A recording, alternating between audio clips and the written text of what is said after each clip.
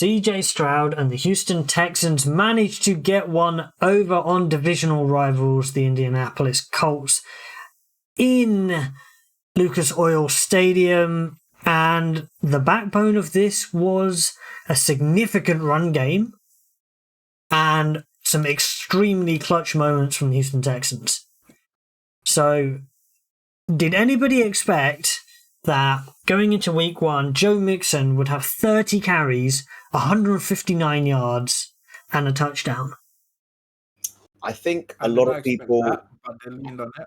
Yeah, I think a lot of people knew that Joe Mixon was a very competent back, almost like a bell cow in the old school sense. But I don't think we expected him to be able to get off to a hot start like this. And to be honest, like this run game, if they're able to proliferate it along with their receivers, we've seen Nico Collins go off in this game. Tank Dell was Tank Dell. Stephon Diggs with the 2 touchdowns. This just makes Texans lethal. No, if you look at Stephon Diggs' average depth of target, I think it was like 3 yards, or the amount of air yards was like 5 yards, because he had 6 catches for 33 yards and 2 touchdowns. But he got his scores, and he's happy. So he's not going to bother anyone. Well, the funny one was they were saying that Stephon Diggs had gone to the sideline. He had been complaining, right, that he wasn't getting, and then the next drive he gets the touchdown catch. I was like, that's what happens when you win. You manage to get what you want. Yeah, I mean that's the story. He's going to produce. You got to feed him the ball. But in all seriousness, this game, from an Indianapolis Colts point of view, was they could not stop the run at all, especially when you've got an elite player in DeForest Buckner as well, but once you get past him, and the linebackers weren't really doing, they weren't stopping the run either that much. It wasn't the best of games in terms of stopping the run, and it was pretty poor in general. And then you look at the third and long or fourth down situations that the Houston Texans found them in, and they were 3rd and 14. They converted. They were 3rd and 8. There was a penalty. The fourth down, one of the touchdowns to Diggs was on 4th down. On the final drive, they were 3rd and 11. What did they get? 12-yard completion. It seems like whenever the Colts have teams in 3rd and long, somebody breaks contain, and they're able to make a pass on the run. Yeah, those are almost always the most frustrating. You do a good job 1st and 2nd down, clamping things down, and on the 3rd, where you have to defend 10 yards, they somehow get through. Someone gets a busted coverage. Like, no one likes that. But I think you're sort of selling yourself a bit short. This was actually one of the more entertaining games. It was an entertaining game, but the thing is, when it's a divisional game, you've got to win it. You've got to win it. So I know it puts you guys on the back foot, but one thing I will say is you've got someone in Anthony Richardson. I was really impressed.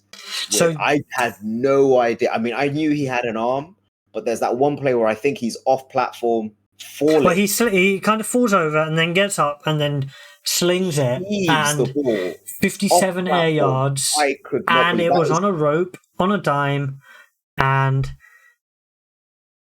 it would hit him in stride. That was the beauty of it. And he did another one. Throw of the week.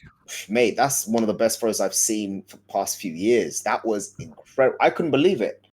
To throw it off platform, and I know he was known for having a strong arm, but I don't think we knew he could heave it like that with accuracy. Because we've seen other QBs this season. I'm going to predicate on. Also in that game, he had a wide open Adonai Mitchell for the easiest touchdown known to man, and he completely missed it.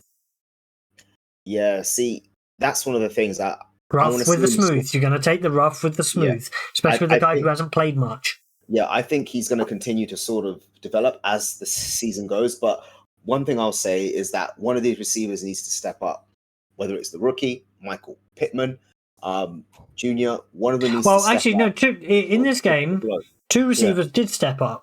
Alec Pierce. Ashton Dulin with that 54-yard touchdown. And Alec Yep. Pierce going over 100 yards, especially obviously when you have a 57-yard touchdown, you potentially.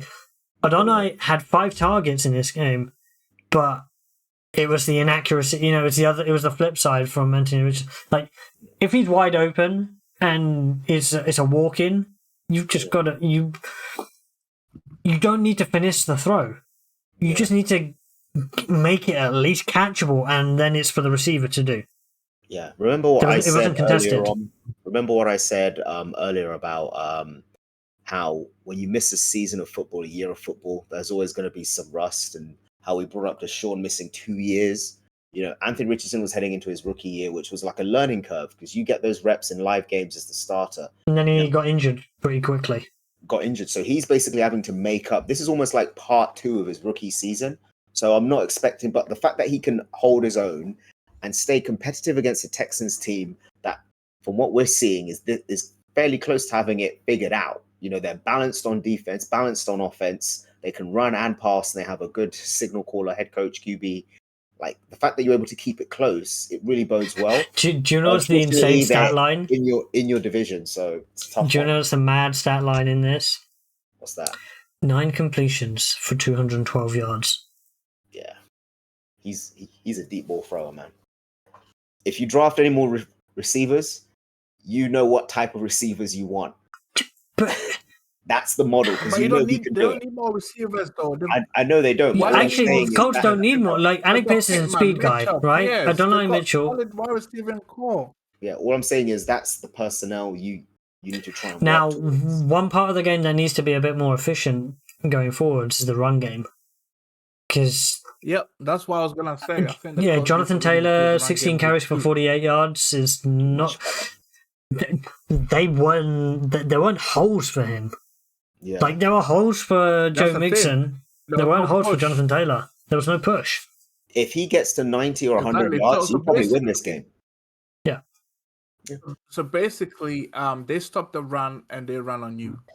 That's the story of the like game. the run game was They stop completely your in. run And, they didn't stop Anthony Richardson from running the ball because obviously 6 carries for 56 yards and a touchdown. He had more rushing yards than Jonathan Taylor. And when Jonathan Taylor is running the ball 16 times, then that is a problem. It's not going to be plain sailing with him. Now, obviously, next week, it's the Packers at Lambeau. Colts are favourites because obviously Jordan Love is probably out, so Colts are going to go in there and win in Lambeau, but still not going to be easy. But we'll talk about next week's games later on in the week.